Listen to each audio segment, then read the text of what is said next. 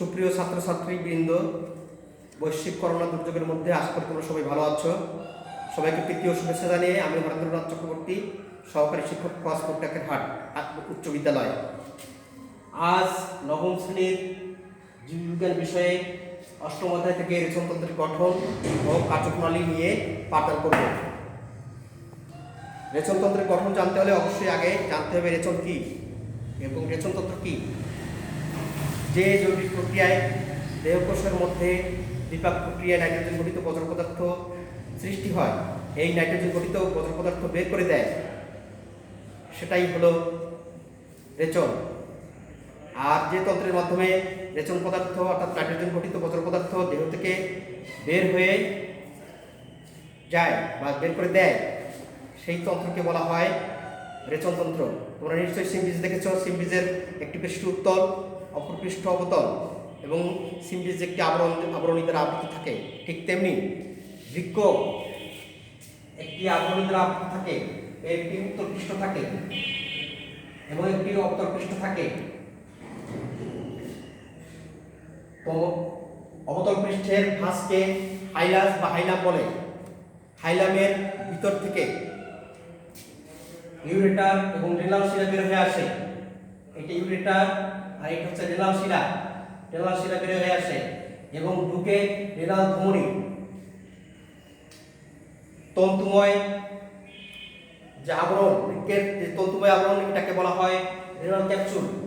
Renal ক্যাপসুলের সাথে অর্থাৎ সংলগ্ন অবস্থায় যে অংশ থাকে সেটাকে বলা হয় কর্টেক্স। এই যে কর্টেক্স, রেনাল ক্যাপসুলের সাথে এটা হচ্ছে কর্টেক্স। কর্টেক্সের নিচেই থাকে মেডুলা। কর্টেক্স এবং মেডুলায় যোজক কলা এবং রক্তনালিকা থাকে। রক্তনালিকার মধ্যে রক্ত থাকে। যেহেতু জীবের রক্ত লাল, লাল থাকার কারণে বৃক্ককে লাল দেখায়।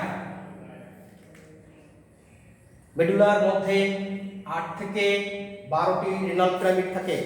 রেনাল পিরামিড, এগুলো রেনাল পিরামিড। রেনাল পিরামিডের অগ্রভাগ প্রশস্ত হয়ে রেনাল প্যাপিলা গঠন করে। এই যে renal papilla, renal papilla renal পেলভিসের মধ্যে উন্মুক্ত থাকে। বৃক্কের একটা ইউরেটারের সম্মুখভাগ প্রশস্ত হয়ে ফানেল গঠন করে। তোমরা নিশ্চয়ই কাপ দেখেছো। কাপের একটি অংশ কি প্রশস্ত ফানেলের মতো, আর অপর অংশটা কি, নিচের দিকের অংশটা কি সরু। ঠিক তেমনি কাপের এখানে কাপের সাথে তুলনা করা যায়। ইউরেটারটা সরু অংশের মতো আর প্রশস্ত অংশটা হচ্ছে রেনাল পেলভিস। Renal pelvis. বৃক্কের মধ্যে থাকে ইউরিনিফ্রাস নালিকা। ইউরিনিফ্রাস নালিকা এক বিশেষ ধরনের নালিকা। ইউরিনিফ্রাস নালিকা আবার দুইটি অংশ নিয়ে গঠিত, প্রধান দুইটি অংশ নিয়ে গঠিত। একটা নেফ্রন আর একটা কি সংগ্রাহক নালিকা। নেফ্রন হচ্ছে বৃক্কের ক্ষরণকারী এবং কার্যকরী একক। প্রতিটা বৃক্কে থাকে 10 থেকে 12 লক্ষ নেফ্রন। তোমরা নিশ্চয়ই জানো যে মানুষের দেহে 2টি বৃক্ক থাকে। তাহলে একটি বৃক্কে যদি 10 থেকে 12 লক্ষ নেফ্রন থাকে, তাহলে 2টি বৃক্কে কতটি নেফ্রন থাকবে? তোমরা নিশ্চয়ই বলবে 20 থেকে 24 লক্ষ নেফ্রন থাকে 2টি বৃক্কে। অর্থাৎ মানব দেহে 20 থেকে 24 লক্ষ নেফ্রন থাকে। নেফ্রন আবার 2টি অংশ নিয়ে গঠিত। রেনাল কর্পাসল বা মালপিজিয়ান অঙ্গ, অপর অংশটা কি রেনাল টিউবিউল। রেনাল কর্পাসল, দেখো এখানে এই পর্যন্ত সংগ্রাহক নালিকার আগ পর্যন্ত হচ্ছে কি, এটা হচ্ছে কি নেফ্রন। তাহলে এইটা টোটালটা হচ্ছে কি, এই চিত্রটা টোটালটা হচ্ছে কি একটা ইউরিনিফ্রাস নালিকার চিত্র। তাহলে রেনাল কর্পাসল আবার 2টি অংশ নিয়ে গঠিত।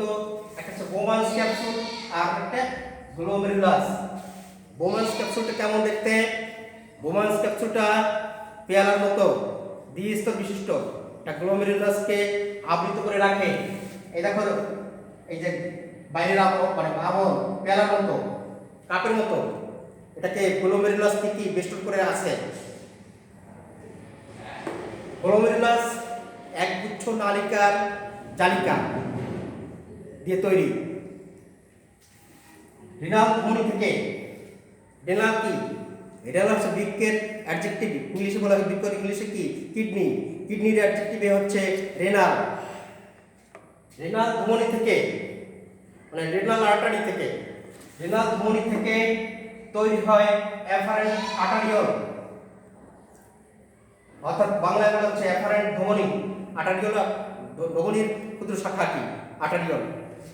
তাহলে অ্যাফারেন্ট নালিকায়, রেনাল ধমনী থেকে অ্যাফারেন্ট নালিকা ধমনী আর্টারিওল তৈরি হয়ে ঢুকে কোথায়? অর্থাৎ অ্যাফারেন্ট ধমনী তৈরি হয়ে ঢুকে কোথায়?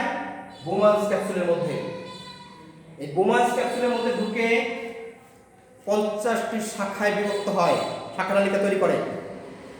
এই প্রতিটা শাখা নালিকা আবার অসংখ্য নালিকা সৃষ্টির মাধ্যমে একটা জালের সৃষ্টি করে, একটা জালের সৃষ্টি করে। তোমরা জানো দুধ ছাকতে অনেক সময় জাল ব্যবহার করা হয়, সুন্দর ছাকা হয়।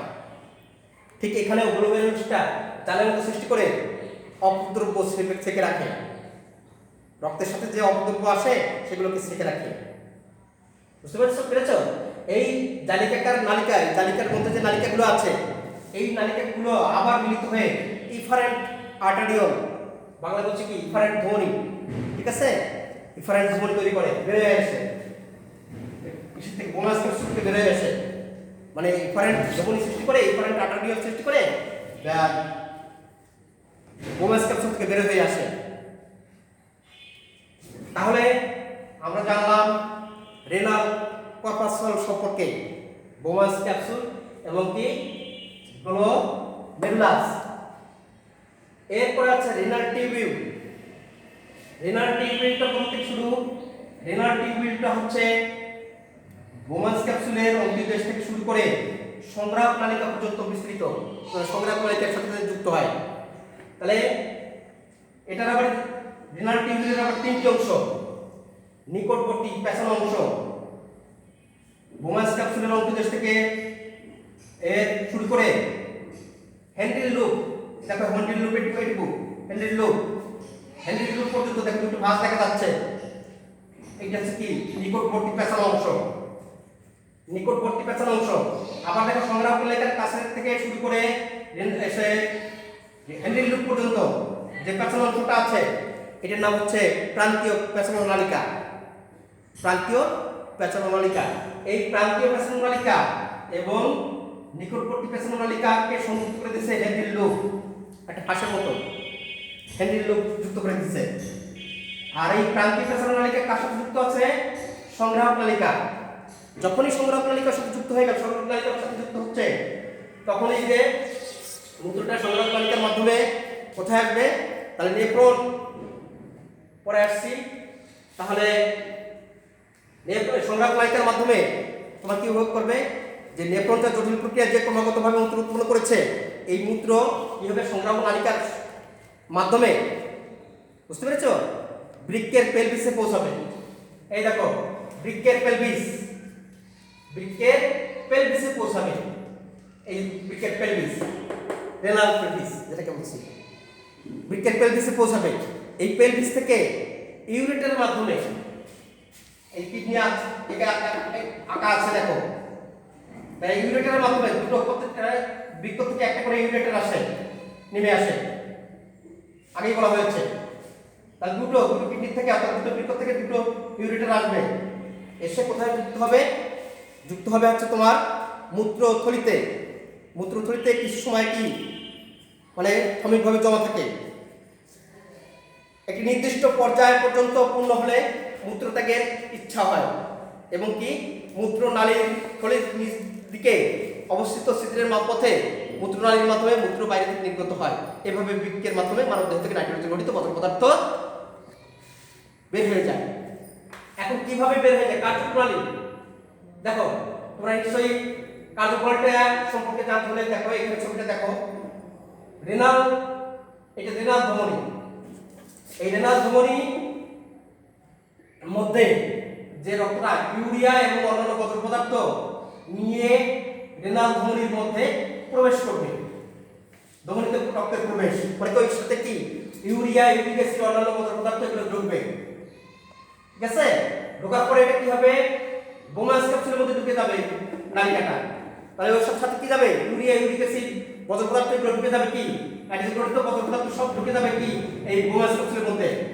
বোমাস ক্যাপসুলের মধ্যে কি ছাকা হবে, আল্ট্রাফিল্ট্রেট তৈরি হবে।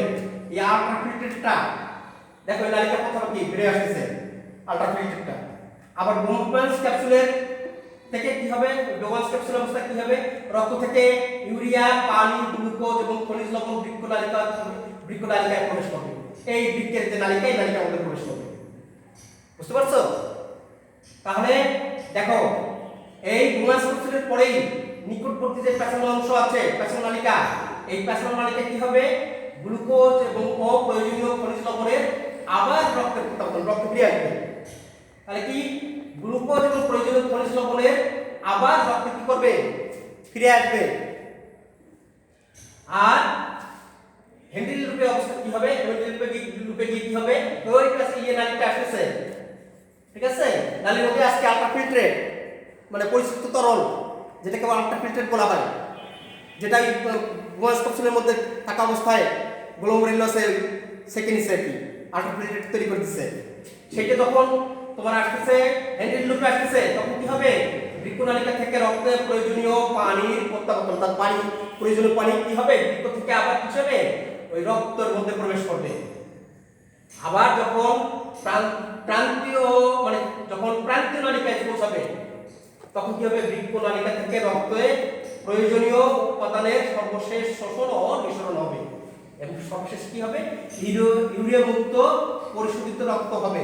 এই ইউরিয়া মুক্ত পরিশোধিত রক্তটাকে আবার কি হবে শিরায় চলে যাবে আর তৈরি হবে কি এই সংগ্রাহক নালিকার মধ্যে কি আসবে লাস্টে কি আসবে সংগ্রাহক নালিকার মধ্যে বৃক্ক নালিকার সংগ্রাহক নালিকা থেকে মূল নালিকায় গমন হবে এবং কি হবে শেষ পর্যন্ত এইটি চলে যাবে কোথায় যাবে হচ্ছে তোমার রেনাল পেলভিসে। সংগ্রাহক নালিকা থেকে কি হবে রেনাল পেলভিস থেকে কি হবে ইউরেটার থেকে কি কোথায় যাবে মূত্রথলি থেকে কোথায় যাবে তোমার মূত্রনালীর মাধ্যমে দেহ থেকে নাইট্রোজেন গঠিত বজ্র পদার্থ বের হয়ে যাবে। তাহলে আজ এই পর্যন্ত তোমাদের, তাহলে তোমরা নিশ্চয়ই বুঝতে পেরেছো যে বৃক্ক এখন তোমরা জানতে পারো বৃক্কের অবস্থানটা কোথায়। বৃক্কটা মেরুদণ্ডের দুই পাশে থাকে, বক্ষবিজরের নিচে উদরীয় গহ্বরের নিচে এবং কি পৃষ্ঠপ্রাচীর সংলগ্ন অবস্থা দুটো বৃক্ক থাকে। এখন তোমাদের বাড়ির কাজ আজকে এই পর্যন্ত রাখছি, বাড়ির কাজটা লিখে নাও। দেলোয়ার সাহেব, আমি আস্তে আস্তে বলছি তোমরা লিখে নাও। দেলোয়ার সাহেব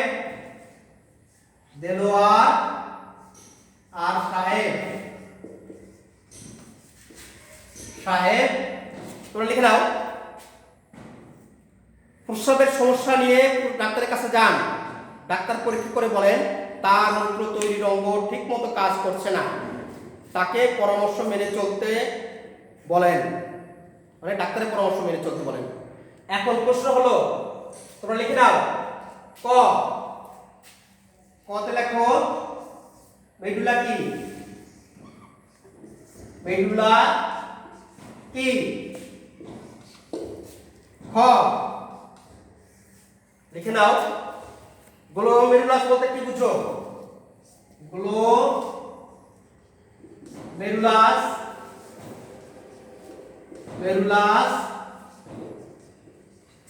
বলতে কি বুঝো